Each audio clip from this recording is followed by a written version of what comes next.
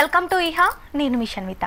ఆధ్యాత్మిక విషయాల గురించి మాట్లాడడానికి మనతో పాటు సుధీర్ శర్మ గారు ఉన్నారు. గురుగారితో మాట్లాడి తెలుసుకుందాం.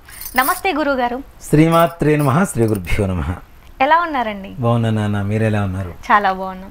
గురుగారు, శ్రావణ మాసం యొక్క విశిష్టత, అసలు శ్రావణ మాసంలో పూజలు ఎలా చేయాలంటారండి? ముఖ్యంగా నాన్న, మనకుండేటువంటి 12 మాసాల్లో శ్రావణ మాసం కూడా ఆధ్యాత్మికత మరియు ఆనందాన్ని పెంపొందించేటువంటి మాసంగా చెప్పుకోవచ్చు.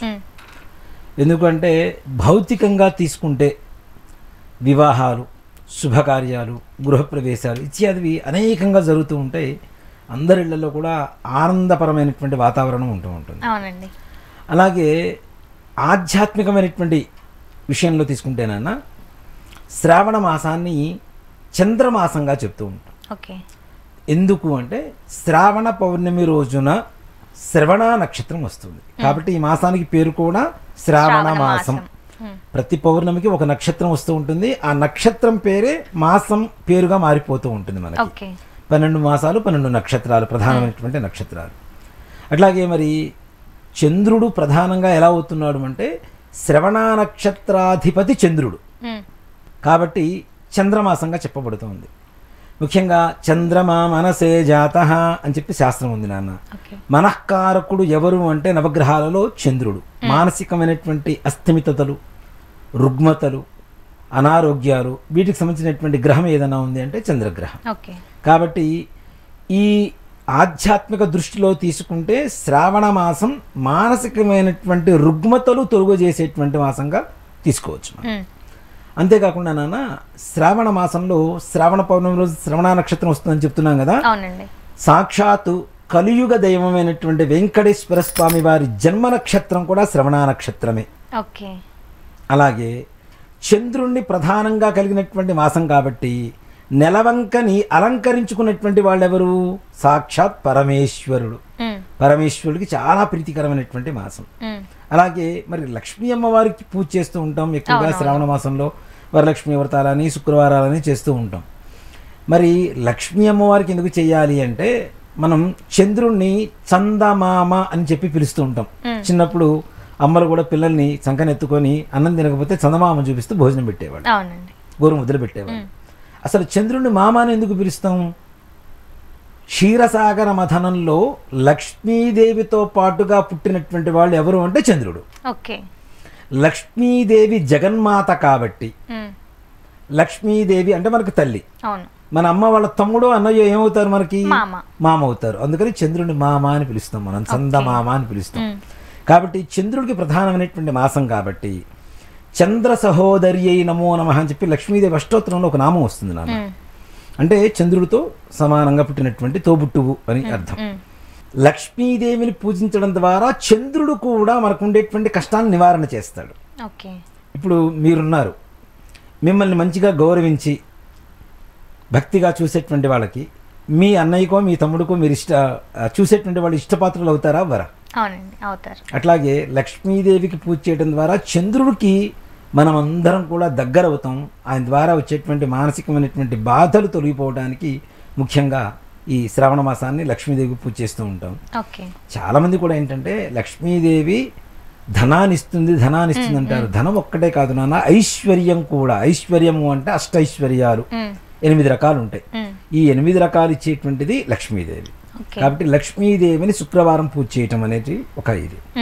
అలాగే శ్రావణ మాసంలో శ్రావణ శనివారాలు అని చెప్పి వెంకటేశ్వర స్వామి వారికి చాలా విశేషంగా చేస్తారు నాన్న. 7 శనివారాల వ్రతం అని చెప్పి ఈ శనివారాల్లో ప్రారంభించేసి పూజ చేస్తూ ఉంటారు.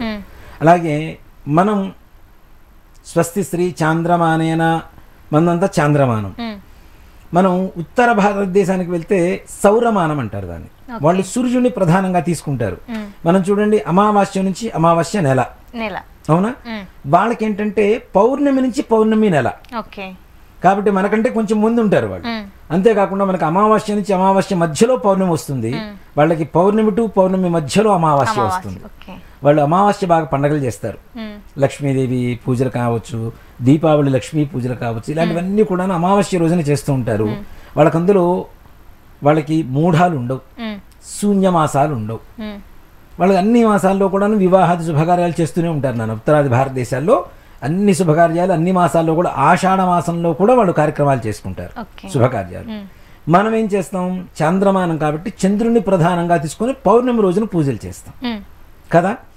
ఇక్కడ ఈ శివుడికి ఎందుకు పూజ చేయాలి శ్రావణ మాసంలో అంటే ఇది చంద్రమాసం, ఇందా మనం చెప్పుకున్నట్టుగా. కార్తీక మాసం సూర్యమాసం అని చెప్తాం. అంటే కార్తీక మాసానికి పౌర్ణమి రోజున కృత్తికా నక్షత్రం వస్తుంది. కృత్తికా నక్షత్రాధిపతి ఎవరు? సూర్యుడు. కాబట్టి అది రవి మాసంగా చెప్పుకుంటాం, దీనేమో చంద్రమాసంగా చెప్పుకుంటాం. ఇక్కడ మనం రివర్స్ కదా, నార్త్ ఇండియన్స్ సౌత్ ఇండియన్స్ పౌర్ణమి అమావాస్యలు రివర్స్ పూజలు చేస్తుంటాం కదా. కాబట్టి వాళ్ళు చంద్రమాసాన్ని శివుడు పూజ చేస్తారు, మనం రవి మాసాన్ని శివుడికి పూజ చేస్తాం. కార్తీక మాసంలో ఎక్కువగా శివుడికి పూజ చేస్తూ ఉంటాం మనం కదా. సో కాబట్టి ఇక్కడ రివర్స్లో వాళ్ళు ఇప్పుడు మనం కాశీ కానివ్వండి, త్రయంబకేశ్వరం ఇట్లా అది మనం ఏదైతే ఉత్తర భారతదేశంలో ఉండేటువంటి శైవ క్షేత్రాలకు వెళ్ళాలి అంటే ఇప్పుడు చాలా రద్దీగా ఉంటుంది నాన్న, భక్తుల తాకిడి ఎక్కువగా ఉంటుంది. మన కార్తీక మాసంలో సౌత్ ఇండియన్స్ ఎక్కువ మంది ఉంటారు. ఈ శ్రావణ మాసం అంతా కూడా ఈశ్వరుడికి చేసేటువంటి వాళ్ళంతా కూడా నార్త్ ఇండియన్స్ ఎక్కువ మంది ఉంటారు. ఈ శ్రావణ సోమవారాలు అని చెప్పి అది కూడా ఈశ్వరుడికి పూజ చేస్తారు.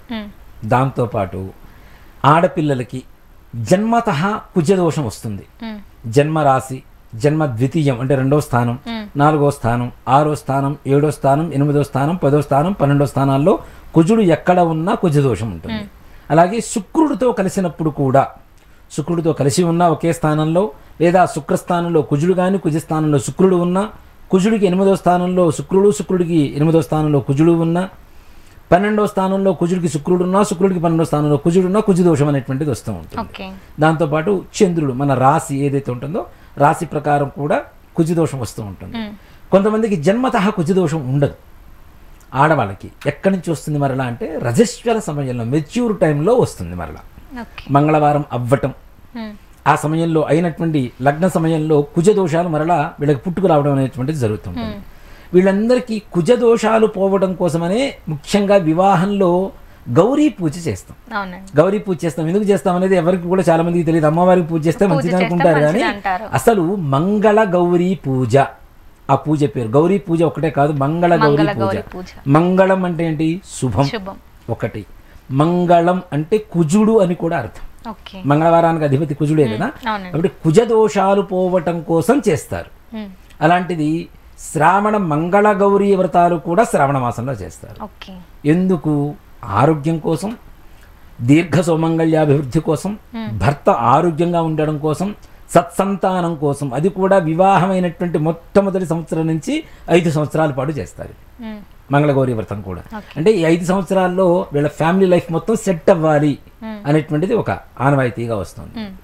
ఈ విధంగా చూసుకుంటే మంగళగౌరికి, లక్ష్మీ అమ్మవారికి, ఈశ్వరుడికి, వెంకటేశ్వర స్వామి వారికి, చంద్రుడికి, ఇంతమందికి ప్రీతికరమైనటువంటి మాసంగా శ్రావణ మాసాన్ని తీసుకోవచ్చు.